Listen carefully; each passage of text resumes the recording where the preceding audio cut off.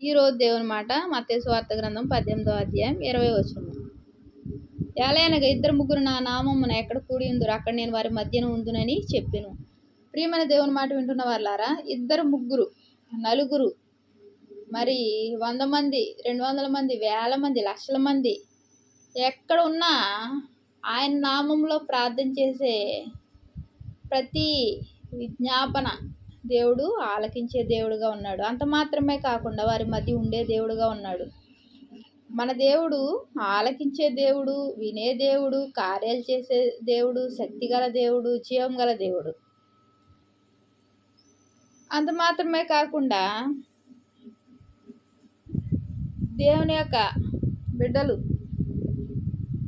అహరోను ప్రార్థన చేసిన వాళ్ళు ఎవరున్నారు? అహరోను ఉన్నాడు, సమూయేలు ఉన్నాడు, దావీదు రోజుకు 3 సార్లు ప్రార్థన చేశాడు. అదే రీతిగా మన పితరులందరూ ప్రార్థన చేశారు. చేయకుండా ఉన్నారా? చేశారు. అబ్రహాం చేశాడు, యెహోషువ చేశాడు, యోసేపు, మరి యాకోబు, వీరందరూ ప్రార్థన చేసిన వారే. ఎస్తేరు ప్రార్థన చేసింది, దెబోరా ప్రార్థన చేసింది. చాలా మంది బైబిల్లో ఉన్న ప్రతి ఒక్కరూ దేవుని యొక్క సన్నిధిలో ప్రార్థన చేసిన వారే. మరి దేవుని యొక్క నామమును ధరించుకొని ఆయన యొక్క చేతుల్లో ఉంటూ ఆయన యొక్క ప్రేమతో ఈ లోకయాత్రలో నడుస్తున్న మనకు ఆయన కృప కావాలి, ఇంకా ఆయన యొక్క ఆశీర్వాదాలు కావాలి, ఆయన దీవెన కావాలి, ఆయన యొక్క హస్తాల్లో ఎప్పుడూ ఉండాలి అనుకునే వాక్యం వింటున్న మనం అందరం అనుకుంటూ ఉంటాము. మరి అనుకునే మనకు ఏం కావాలి? ప్రార్థన శక్తి కావాలి. ప్రార్థన చేయాలి, కుటుంబ ప్రార్థన ఉండాలి. అదే రీతిగా ప్రార్థన చేసే ముందు ఒక పాటైనా పాడుకోవాలి, 2 పాటలైనా పాడుకోవాలి, కనీసం ఒక పాటైనా పాడుకొని వాక్యం చదువుకొని ప్రార్థన చేసుకోవాలి.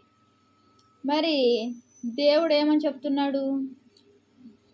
రక్షింపనేరకు ఉండినట్లు నా హస్తములు కురచ కాలేదు. ఎక్కడుంది? యెషయా 59వ అధ్యాయం 1వ వచనంలో. విననేరకు ఉండినట్లు నా చెవులు మందం కాలేదు. మరి ఎందుకు మన మొర వినడం లేదు అనుకుంటాం?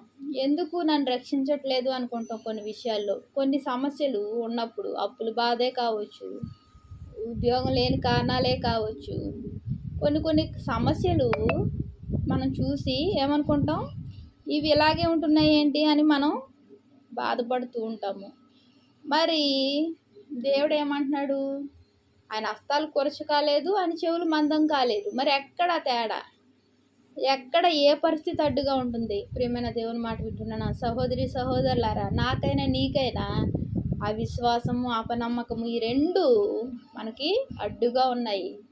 దేవునికి మనకు అడ్డుగా వచ్చిన పాపం ఏది అంటే ఇదే. దేవుని మీద అవిశ్వాసం, అపనమ్మకం. నాకైనా నీకైనా సరే మనం ఈ రెండింటిని తొలగించుకుంటే దేవుడు వినే దేవుడు, మన విజ్ఞాపన ఆలకించి ఆయన మేలు చేసే దేవుడు, అన్ని విషయాల్లో, అన్ని వేళల్లో, అన్ని సమయాల్లో కృప చూపే దేవుడు, ఆయన ఆశీర్వాదాలు మనపై కుమ్మరించి నడిపించే దేవుడు.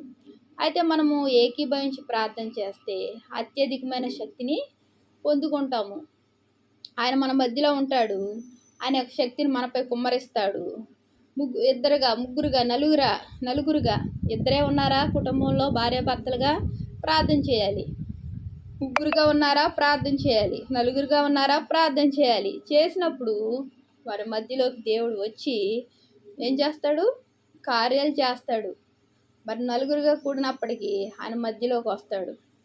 మరి ఇటువంటి అనుభవం కలిగి మనం ప్రార్థిస్తే దేవుడు తప్పక మనం ఏమడుగుతామో అవన్నీ పొందుకొని దేవుని నామం బట్టి మనం సంతోషించే వారంగా ఉంటాము. ఆయన సంతోషింపజేసే దేవుడు, అంతేగాని నీరసింపజేసే దేవుడు కాదు మన దేవుడు. మనం పడాల్సిన బాధ, మనకు రావాల్సిన నీరసం అంతా ఆయన భరించాడు సిలువలో. మన కోసమే వచ్చాడు ఈ లోకానికి. ఆయన మనకు విడుదల కలుగజేశాడు. మనం క్షీణించిపోవాలి మన పాపాలతో, కానీ మనల్ని క్షీణింపజేయడం ఏమాత్రం ఆయనకి ఇష్టం లేక ఆయన క్షీణించిపోయాడు, రక్తం అంతా కార్చాడు.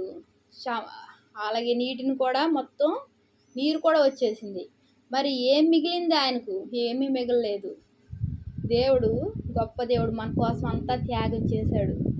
మరి ఆయన యొక్క రక్తంతో మనల్ని కొనుక్కున్నాడు. మరి మనం ఆయన కోసం ఏం చేస్తున్నాము? ఆయన ఏమంటున్నాడు? నా ఆజ్ఞల ప్రకారం నడవండి అంటున్నాడు. ప్రార్థించండి ఇస్తాను అంటున్నాడు. మనం ఇవి చేయలేకపోతే ఎలాగా? మనం ఈ రోజు నుంచి మన యొక్క దృష్టి, మన యొక్క మనసు, మన యొక్క చూపు ఎవరి మీద ఉండాలి? దేవుని మీదే ఉండాలి. మన దృష్టి ఆయన మీద ఉండాలి. వేరొక దాని మీద ఉండకూడదు. మన ఆలోచనలో ఆయనే ఉండాలి. మన హృదయంలో కూడా ఆయనే ఉండాలి. ఉంటే ప్రతీది ఆయనే చూసుకుంటాడు. ఆయన కృప మనపై ఎంతో విస్తారంగా ఉంటుంది. దేవునికి వందనాలు. ప్రార్థన చేస్తాం. మహాప్రేమ గల తండ్రి, కృపగల నాయన, ఇద్దరు ముగ్గురు ఉన్న చోట నువ్వు ఉండే దేవుడుగా ఉన్నావు ప్రభా. తండ్రి, మధ్యలోకి వచ్చి మా ప్రార్థన ఆలకించి మా పరిస్థితులను చక్కపరిచే దేవుడుగా ఉన్నావయ్యా. తండ్రి, వాక్యం వింటున్న ప్రతి ఒక్కరిని ఆశ్రయించి దీవించి నీ దీవెనతో నింపండి. నీకు వందనాలు స్తోత్రాలు చెల్లించుకుంటూ నువ్వు ఎంతో గొప్ప కార్యాలు చేస్తూ నడిపిస్తున్నందుకు వందనాలు చెల్లించుకుంటూ యేసు నామమున వేడుకుంటున్నాను తండ్రి. ఆమేన్.